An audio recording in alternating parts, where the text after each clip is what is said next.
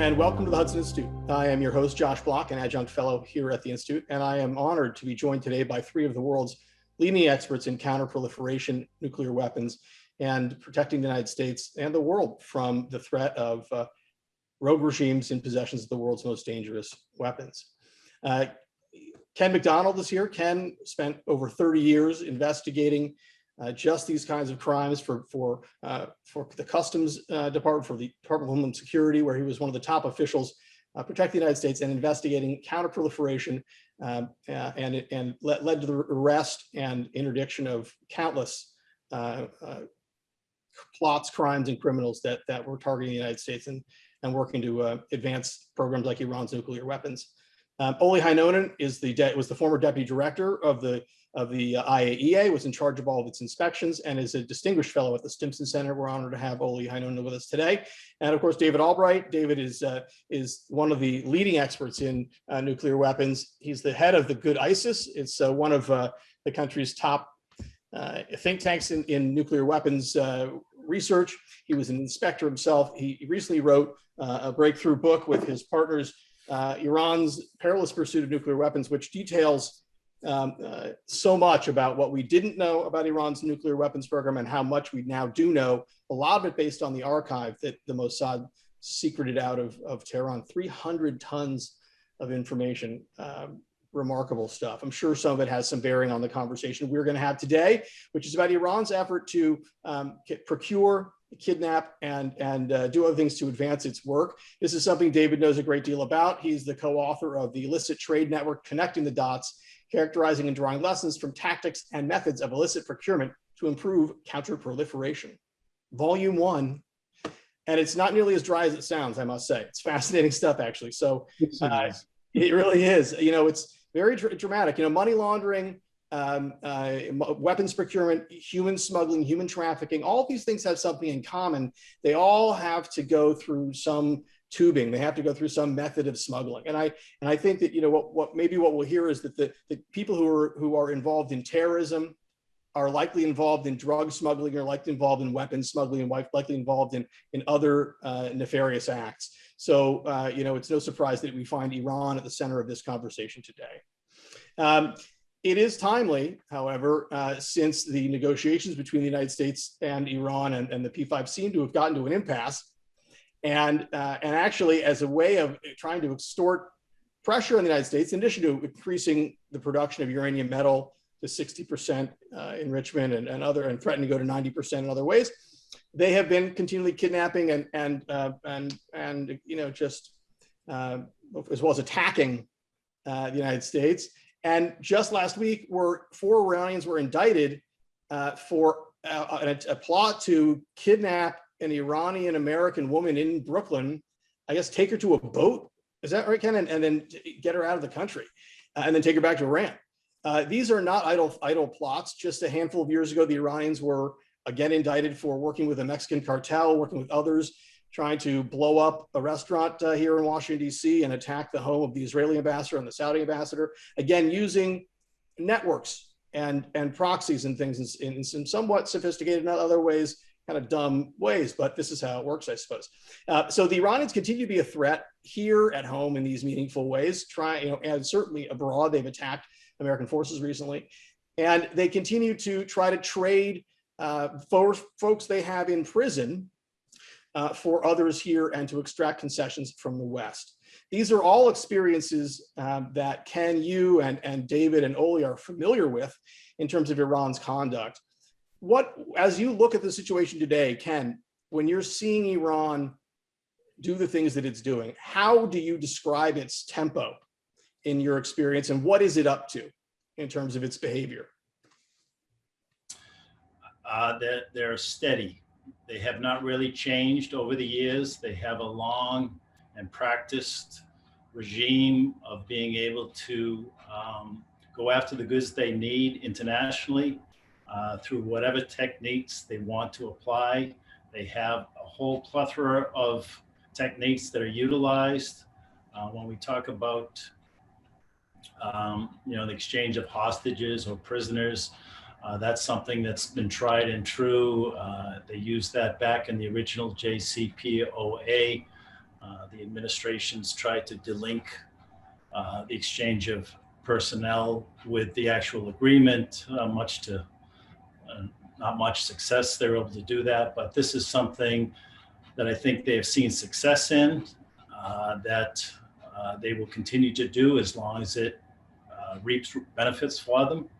I would say there's a slight uptick in the brazenness of them, and this most exemplified by the recent activity in New York, where you saw that.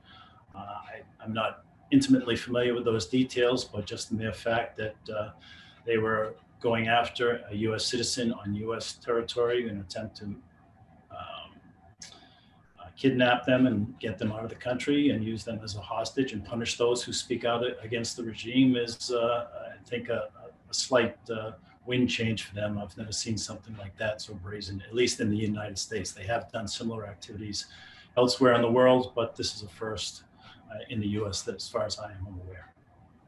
Well, they're up to no good, that's no doubt. You know, I keep seeing reports primarily coming out of European intelligence agencies over the previous years that not only are they spending their money on supporting Hezbollah and Hamas, but they're also using their money to procure more things for their weapons of mass destruction program. In fact, here's an article from just this year. The Islamic Republic of Iran made multiple attempts in 2020 to obtain technology for its weapons of mass destruction program and has not stopped its drive to develop atomic weapons. Intelligence agencies from the Netherlands, Sweden, and Germany recently reported. I mean, that's a pretty, you know, those are guys we respect, I presume, Ken, yeah? It's correct. And they will, as I said, they will, anything they can do to support the programs. I mean,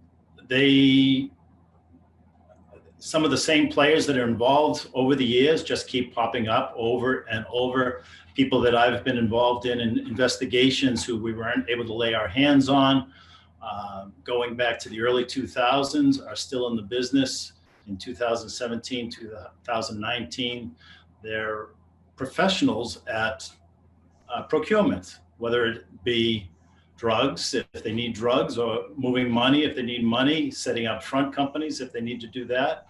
But they have people that they go to who are tried and true successes, military goods, goods for the nuclear program, whatever it takes.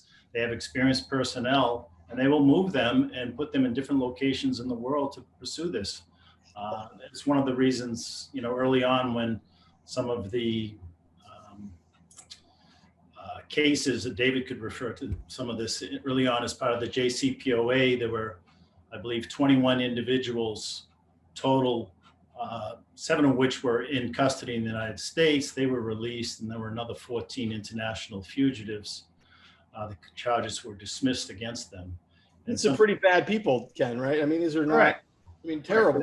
I mean, they were, and their reputations and the activities were downplayed by the administration because they wanted to make it look like the deal was as good as possible. But they were involved in procuring these goods for the nuclear program, weapons for the military, electronics for the nuclear program, things like that. So, go ahead. Sorry. So, just in the broader scheme of things, Olli, David, who is responsible, so to speak, for policing this stuff? You know, is there a, you know, obviously the United States has interest in it, and we work on it, but this is a global problem. Who's looking out for this? Are they breaking their IAEA obligations? Are they breaking JC? Whose rules are they breaking here? Well, yeah, thank you. I think that there's a kind of saying in China which says, if you can walk, someone can run. If you run, someone flies. And I think that what we are facing here is how to stay ahead of the game. We have this traditional acquisition of equipment through procurement, particularly from the places where the controls are not that good. There are a lot of attempts. Most of these things which were in these articles of Jerusalem Post never succeeded. They were attempts. How many succeeded? I don't think we have seen much of that. But more important is that stay ahead of game. They try new things, reverse engineering through hacking. They go to the research institutes, industrial establishment, nuclear establishment, and try to get sensitive and proprietary information in order to manufacture those things themselves.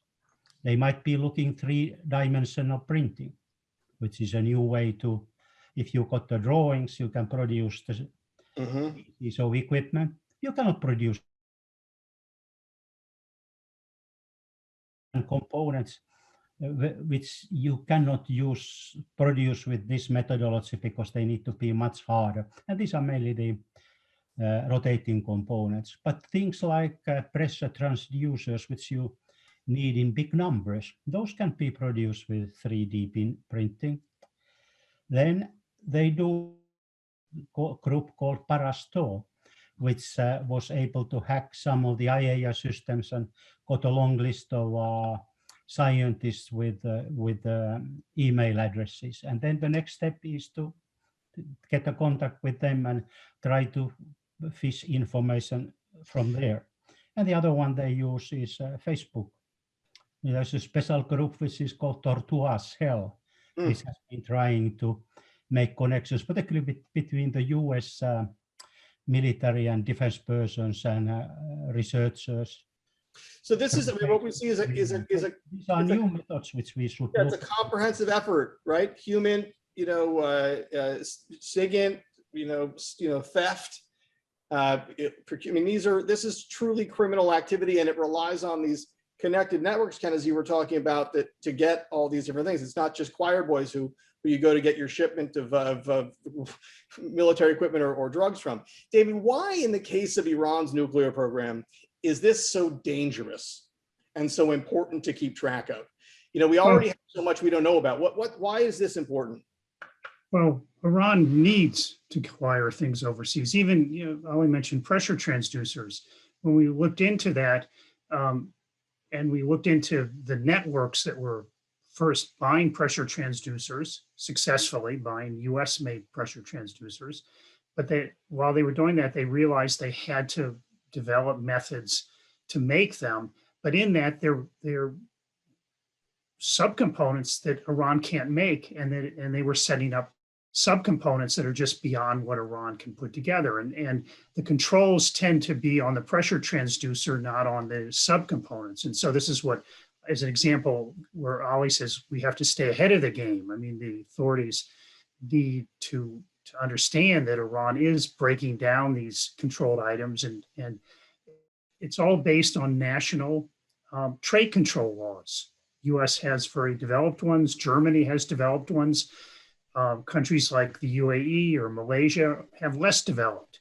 And so you have a system of controls that are national, that aren't the same across the globe, and that Iran can in a sense look for the vulnerabilities in that system. Now, there is a UN Security Council resolution 1540 that requires all countries to have export control laws. And so the movement in general is positive, but it's glacial, and it's requires a great deal of work by the United States and its European partners to try to lead the effort to not only create these laws uniformly, but then to enforce them. And that's what Ken was very much involved with, and the U.S. has been a leader in enforcement.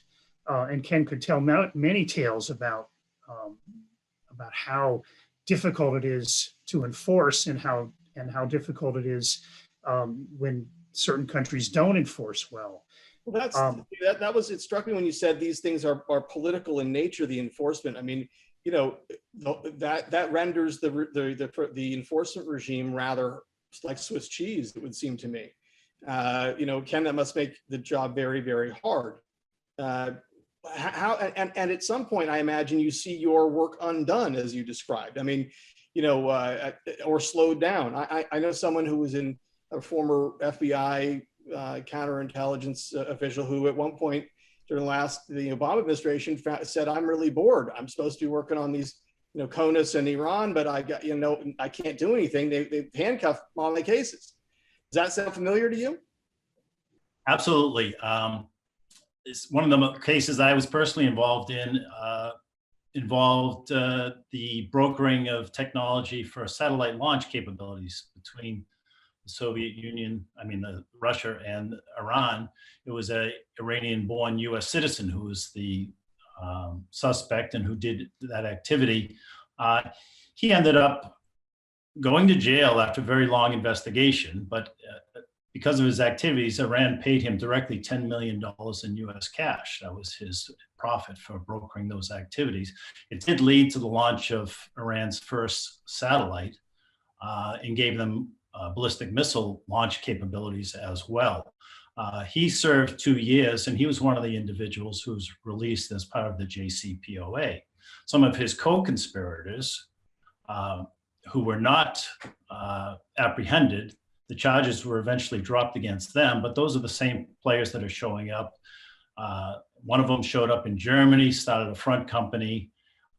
He was acquiring equipment to produce counterfeit currency so that they could fund the Quds force with counterfeit currency. Now, these players, as I said before, they don't care what the commodity is. They just know how to set up networks and front companies. It does make it frustrating at times. So we have to sometimes rely on political pressure to get prosecutions, to get extraditions. Sometimes we do it through obviously in place legal requirements, but extradite someone, the political pressure applied to that foreign country is so much that they just refuse to do so. I've had several cases along those lines where we've made arrests. The initial agreement was that they would be extradited. Iran came in and put political pressure on the country not to extradite the people. Political pressure, we know what that means, huh? Right. Exactly. What's your cities or buses blowing up or anybody dying, yeah? They ended up doing, they did about 6 months locked up fighting the extradition. So the local government sentenced them to time served and they were extradited back. They were released back to Iran. One of the frustrations with this whole idea of trading essentially hostages illegally seized by Iran for people who have been prosecuted is that these cases are so hard to build and so hard to catch these people, and they're willfully going out and violating national laws of countries to obtain goods that are used in military or nuclear programs in countries that are heavily sanctioned. And in the case of Iran, what you have is essentially Iran is a terrorist state, seizing, in a sense, hostages like they would in a bank or an airport or the Munich Olympics, and then demanding the release of their people. In the end, these agents are part of their Iran system. And that what is so upsetting in a way is that the United States is moving to try to treat this as a normal behavior. You see it in the media, in the Washington Post, for example, in last week, where they talk about prisoner exchange, like this is somehow a war with prisoners of war. No, it's not. It's terrorists. It's equivalent to terrorists seizing hostages, demanding that their people be released from jail, and the U.S. negotiating with terrorists. Don't we think we don't negotiate for hostages, Ken? Is that still America's policy? Well, not in this area. Not right, officially. Good. Officially, that's the policy. That is correct. But as you say, pallets of cash, right, David? Well, it piles of, but that's the least problematic. If there was a case I worked on involving an Iranian who worked with a Chinese national. They worked for almost 10 years buying all kinds of equipment for the centrifuge program, for the heavy water reproduction program, for even parts of the Iraq reactor program, and all buying things in China and then having them shipped to Iran. So it was the Chinese national was successfully prosecuted by the United States because it involved US made pressure transducers. But the Iranian was also indicted, and he was one of the ones where his indictment was dropped as part of this hostage for prisoner exchange following the negotiation of the JCPOA. And who knows, I have no idea what he's doing now, but he was involved in a large scale operation that was directly helping the Iranian nuclear program. And I know from the evidence, he was also working in Europe and had successes there. He worked in Russia. So he was a big time player for Iran's illicit procurement of goods across the board. And somehow he's just set free in exchange for people who never should have been taken in the first place. Oh, Olli, okay, sorry, Olli, when you look at the pattern of Iran's behavior as described here, and then you look at the JCPOA and what it says in terms of Iran not pursuing nuclear weapons and all, Section T and all these other things, and they need to disclose, and the fact that there's all this undisclosed sites, location, material, uranium inside Iran still. What does that say about the access rights of the IAEA or the enforcement ability? Where are the shortcomings of the JCPOA? And why is no one calling out these activities as explicit violations of a deal to give up nuclear weapons? Thank you. IAEA has very little role in enforcing export controls and this sort of things. So it falls to domain of some other organizations to start with.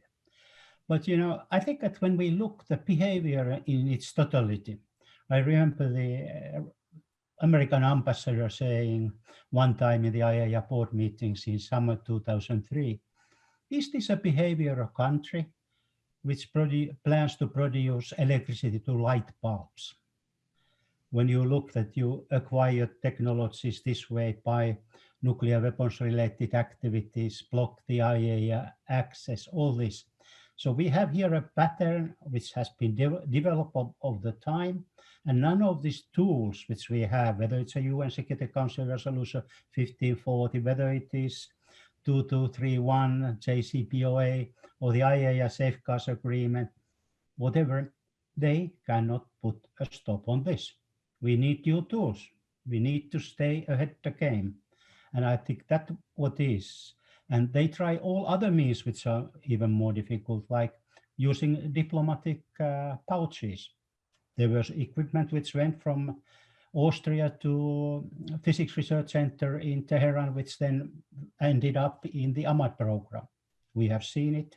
It's there in the IAEA documents without telling the route it went.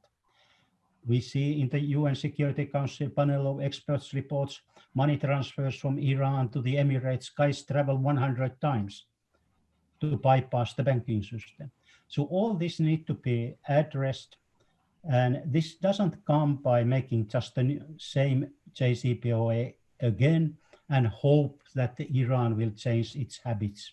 And some other countries do. So you think you need to build in specific benchmarks and measurements and prohibitions on some of these behaviors? Yeah, I think so. Let's take an example on the no consequence for Iran. They are not responsible of telling about these exports. It's the exporter. So I think that we need some kind of performance monitoring here as a part of it to make sure that Iran complies normal practical rules of the game. And if not, then it has to have some consequences and it has to be made public. That is another thing. I don't like this conclave joint commission because this is all secret. Yes, it is secret because there are some commercial interests, but this is not a normal commercial business. We try to block Iran to climb further on the ladder to nuclear latency because whatever they do there doesn't look very peaceful.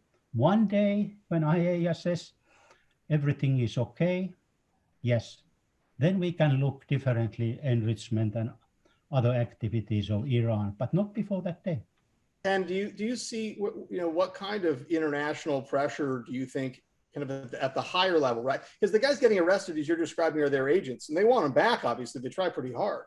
What other levels of pressure do you think might be effective in this arena? I think it's a very difficult. That's what I wanted to ask Ken. Go ahead, Olli. Well, it has to be at the highest level with the diplomatic approach. It's just not happening. We get that involvement from the State Department or DOJ only on active cases. There's no concerted effort to bring these countries in. And we know there are certain countries that are certainly identified and utilized for transshipment, where the licensing restrictions are much less stringent. And the Iranians know where they are, they know how to use them. And as long as they're allowed to continue to operate on that level with no consequences, the host government likes the business. They like being known for places where business can come and transit, and that country will make some money on the transactions. Unless that pressure comes to bear, those things will continue to happen. So, David, what is next? Yeah. One is, in the lead up to the JCPOA in 2015, we stumbled across cases. It was the investigators, and they represented Customs Enforcement, ICE, Homeland Security investigations, and the FBI said that, you know, at the highest levels, cases were being blocked. I mean, some of these were to lure suspects to US territories so they could be arrested, or lure them to friendly countries so they could be arrested. But they were being blocked by senior State Department officials, and I would say the top State Department official, or at least his desk, whatever that means, and because of the negotiations with Iran. So I think one of the things that has to happen is that these laws need to receive the priority they deserve, and they shouldn't become or suffer because of the diplomatic whims of whatever is going on at that point in time. That the prosecution of these people should be the priority. It's difficult to arrest them. The U.S. has the means through its sting operations and its ability to lure and extradite, or arrest overseas and then extradite. It has the tools to get at some of these critical networks and bring them to justice, and that puts them out of business. It also provides all kinds of tactical and strategic intelligence about the country at issue, in this case, Iran. And so it just seems that that's first priority, is stop interfering in these cases. Mm-hmm. Stop trading hostages for prisoners. Stop blocking the attempts to lure criminals, alleged criminals, back to the United States. Another is what Olli raised. It's very important that the JCPOA's procurement channel got turned on its head, and that Iran is in essence not held responsible when it goes to, let's say, Germany and starts to probe around to see if they can find suppliers that'll evade the rules. And it all falls on the suppliers, and they're the ones who will take the heat if they violate the rules of the procurement channel. So that needs to be redone. The other is that I think we have to recognize and acknowledge publicly that Iran is a criminal operation, that its leader, the president, says that of course we bypass sanctions. We're proud to bypass sanctions. That's almost a literal quote. You have other officials who said if the JCPOA goes forward, and it did, and UN Security Council 2231 is implemented, and it did, if it gets in the way of Iran procuring for its weapons of military or other programs, they don't care. That was a policy position put out by their parliament. Mm-hmm. So I think we have to say it's a criminal operation, and that if we're going to deal with a criminal operation, we have to apply different rules, and that we're not going to treat this as an equal moral state. It is in a special category, and it has to be treated that way.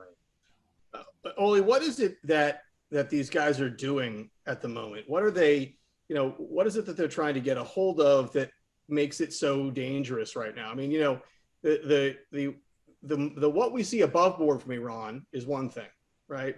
What they're doing on these undeclared places is another. And one would imagine that a lot of the stuff that they're doing in these undeclared places. It was the fact that the administration downplayed the nature of the offenses. At the time, at least the 7 who were in custody, most of them were indicted or convicted. The Department of Justice talked about the national security implications of their activities and how they affected adversely the U.S. national security. And then at the time of their release, they were billed as minor sanctions violators who were nonviolent and non-terrorist related. So you talk to agents who spent years, months, and sometimes years in these cases. That satellite case took about 5 years to put together. There finally work comes to fruition, and then the USG turns around and says, they weren't so bad after all, let them go. And that not only affects the working morale and the infrastructure of the different agencies we're investigating, it affects our relationships overseas. We use a lot of collateral to, conduct undercover activities overseas, or work with foreign governments, or get extraditions, or move people around the world. These are all international in nature. And most of these cases need the support of law enforcement or intelligence agencies elsewhere. And when they see us turning around and releasing these people, there's not much incentive for them in the future to invest that same time and effort in those cases that we will need in the future. Mm-hmm. And Olli, is this stuff still as dangerous? What are they trying to acquire at the moment? Well, I think that they have two basic routes. So first one is certainly the increase the enrichment capacity, climb up top on the ladder on nuclear latency. And then parallel to that, I think they continue some weaponization related work under different umbrellas. When you look where the people are today, with whom they work and what they produce. And then is this laguna of the ballistic missile, or better say missile program as a whole, including also the cruise missiles, because those were left entirely away from the UN Security Council resolution. And so that part needs to be brought in practice. I think everyone agrees that, or almost, that Iran needs missiles. That's every modern country has it. But the question is what kind? Which kind of ranges, which kind of payloads, which kind of types, and to find out how far they went with the design for carrying of nuclear weapons with those missiles. And then one thing which we have not mentioned here at all is there what they call scientific cooperation with other parties, other countries, which has same habits and same intentions. What is really taking place there? And here, for example, this nuclear archives give some directions which, are interesting and needs to be pursued further to find out that whether some of these activities are now done somewhere else, noting, for example, this money transfers, which I just mentioned a few minutes ago. That's a very interesting point, Olli. And where does the JCPOA as it stands have tools that are just not being used, like Section T? Is there any utility to better enforcement of some of these provisions that are already there in a new iteration, along with other things? For me, Section T is feel-good section. It's not specific enough. It should give clear authorities for the IAEA, perhaps clear obligations to Iran to declare certain things. So for the next JCPOA, that Section T needs to be expanded to include really important weaponization activities, which include also missile program, both the ballistic and cruise missiles. And I don't know whether one should consider UAVs, that's perhaps far away, but I think entirely new thinking is needed for that section. Looks to me that it was just thrown in at the very end of the negotiation, or it was there and Iran negotiated in this win-win process. At the end, when they got all those names on that list, Ken, that nobody got to look at. David, what when you listen to Olli describe Section T as feel-good language, first of all, can you explain to folks who are listening may not know what it is and why it matters? And when you hear that description, what does that say about the deal? So Section T is actually a creative section to plug or clarify the ban and the non-proliferation treaty against a state building nuclear weapons. And so it's banning activities that are part of developing a nuclear weapon, computer codes, high explosive tests of certain types of that are related to the development of an implosion nuclear weapon. And so it at its heart, it's well-meaning. At the time of the negotiations, I mean, I heard from, let me just say, a European country. It was more than just a negotiator from that country, that it was unverifiable, which for a negotiator means it's meaningless. But the language of Section T, and I don't know who put in this language, it is workable if you decide to do it, because it talked about limiting sensitive equipment that's, say, a flash X-ray or a street camera of a certain type, that's used in Iran, not used for nuclear weapons, just used. And so Olli mentioned these declaration requirements. Well, if you look in the information in the archives, look at the information the IAEA collected, Iran has street cameras, flash X-rays at military sites. They were used in their nuclear weapons program under the Ahmad plan, and they could be being used today, perhaps. They've not been disclosed, but you're saying they've not disclosed these things. We know they have them. The JCPOA requires an inventory or disclosure of these things, and does it not, or are they supposed to report new acquisitions, David? If it uses it, it has to declare it, and there's been no effort to try to enforce that part. I mean, again, trying to verify there's no computer codes running in Iran on making nuclear weapons is, I don't know how you would ever design a verification regime other than launch the intelligence agencies to seek, and periodically they find. But on the equipment, it's expensive, it's highly specialized, it's useful in Iran's programs, and it's probably being used today and not declared. Again, it may be for non-nuclear or non-banned purposes, but that's what Section T allows for, but requires declaration and monitoring. And I think that would be an area to push on, is to bring out that equipment. And I'm sure there's plenty of pictures or information about that equipment and where it's located in Iran. I mean, it's noticeable. So I think that would certainly be one step. Now, I think part of the problem on the procurement side on the JCPOA is that it wasn't taken seriously. And I think that the procurement channel, as I mentioned, is upside down. Olli mentioned some problems with it, that Iran isn't held responsible. And I think one thing that would help is to follow the example of what's done in Germany by their various domestic intelligence services, which in our case is kind of equivalent to the FBI, is just start reporting on these attempts. Olli mentioned most of them don't succeed. In the United States, you only hear about the ones that led to a criminal investigation and an indictment. So the evidence is highly developed.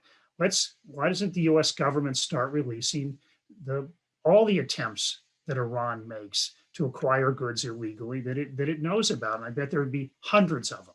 And what Congress should ask. What if Congress could just write a letter and, ask, let alone, report? It'd probably be quite a long list. I'm sure they have a long list in the government.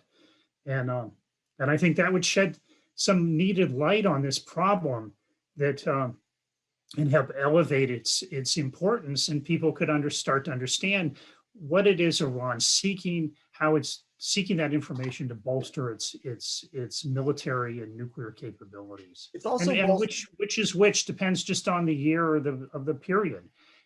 If they've had tremendous success in an area, they're not probably going to procure in that area, but there's other areas that are very important to them. These same procurement networks, Ken, I imagine, are networks that can be turned around and used to threaten us later, right? I mean, the same things they can get them and take things to Iran can get things and bring them this direction, I imagine, too, right?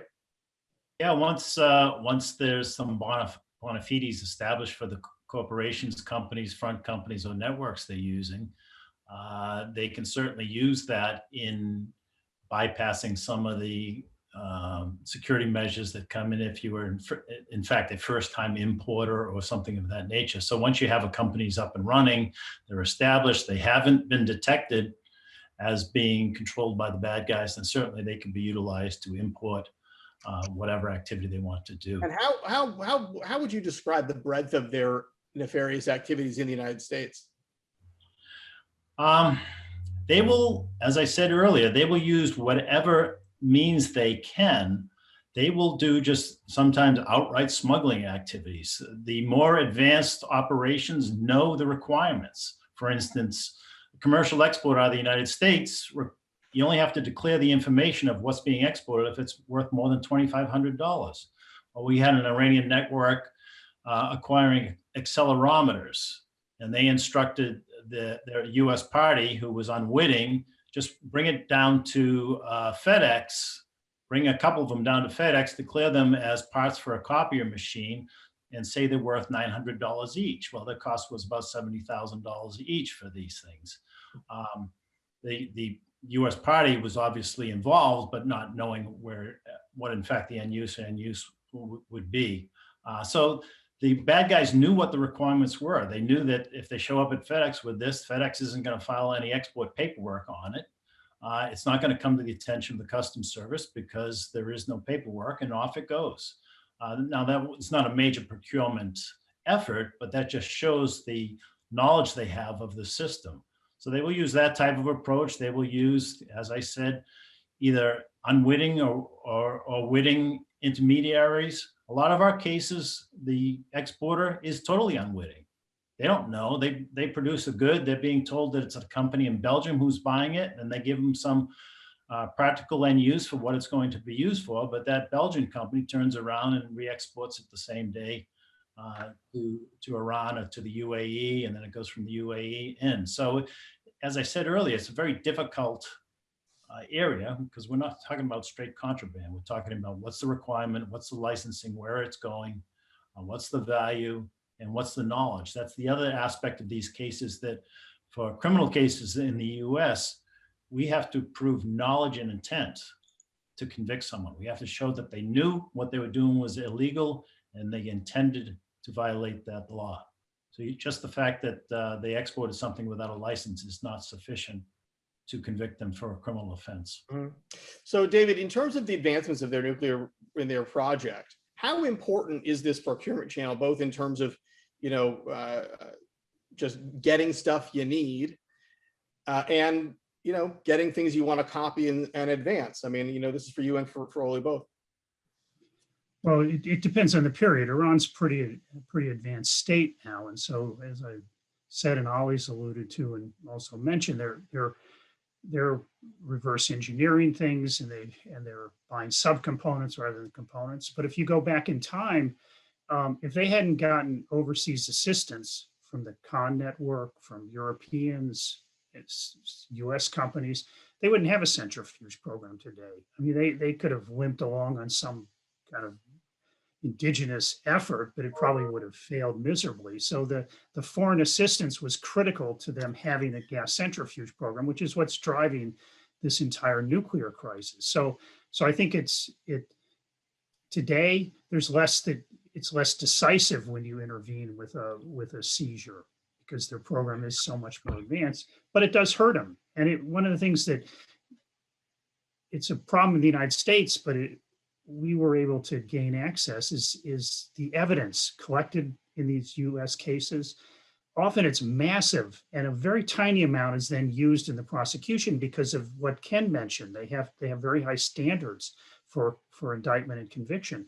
It's interesting to study the evidence that is collected, and you see many other procurements. Some may be that it doesn't violate U.S. law. It may be it violates Chinese law or some other country's law, and so it's thrown out. It's not considered.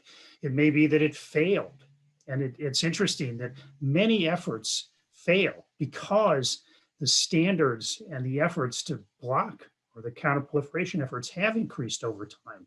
And you can see from the smuggler's side, the trafficker side, you can really see their frustration in the evidence collected by the United States about how, you know, this company isn't going to sell us that critical item we need for a frequency converter for the centrifuge program, because they say they would rather lose the business of 100 companies or 100 sales than have one go to Iran. I mean, that's literally what was stated to Alex Chang, who was ultimately convicted and worked with this guy Jamali in Iran for 10 years. And so, and there are many cases where Chang simply failed because the counterproliferation methods were working.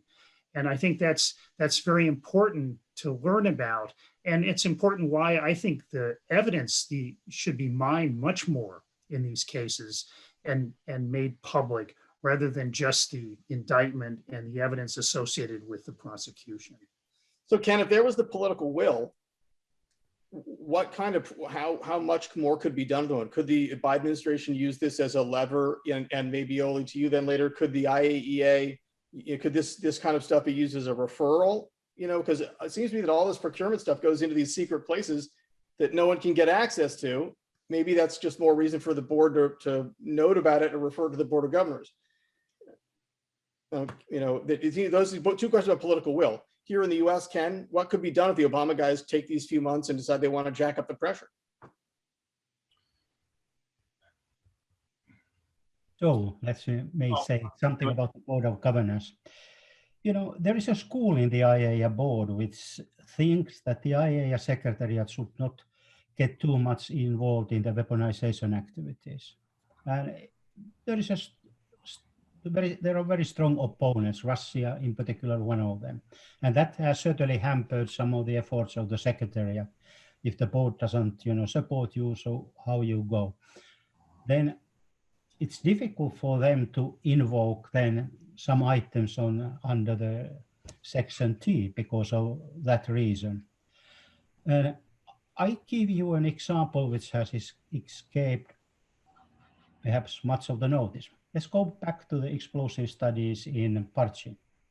There was this chamber and there was this flash X-ray which David mentioned. The IAEA report from December 2015 says it doesn't agree with the explanations given by Iran to the purpose of the building over there. Boom, clear. Iran gave wrong information in the view of the IAEA. There's a footnote which says that there were some natural uranium particles found at that site. No follow-up action, visible follow-up action at all. Not at all. Then I look these guys who made those high explosive experiments. Look where they are today. Some of them have, quite a few actually have had a very good career and they have been promoted. They have new co-workers, which we don't know what they are doing. But interesting for me is that, for example, one group, they work with the foreign entities. They go abroad. They bring scientists to Iran and countries which perhaps don't have any nuclear weapons aspirations. But what I think the Iranians get as a benefit, they get to modern equipment, modern software. They maybe even buy some of these items Ken mentioned over the counter and bring them home. So that's why I think that this whole Section T need to be rethought.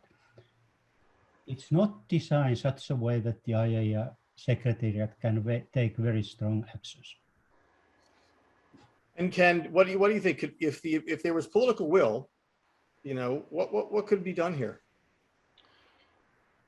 Well, as David said, the coordination of the activities, frankly, is lacking from the U.S. perspective. We have 3 licensing agencies. We have 3 enforcement agencies. There's no one central picture. It's always been a problem. The government is getting better at coordinating that activities. So there's not, I don't see ever over my career, I've never seen a focused approach to the illegal activity.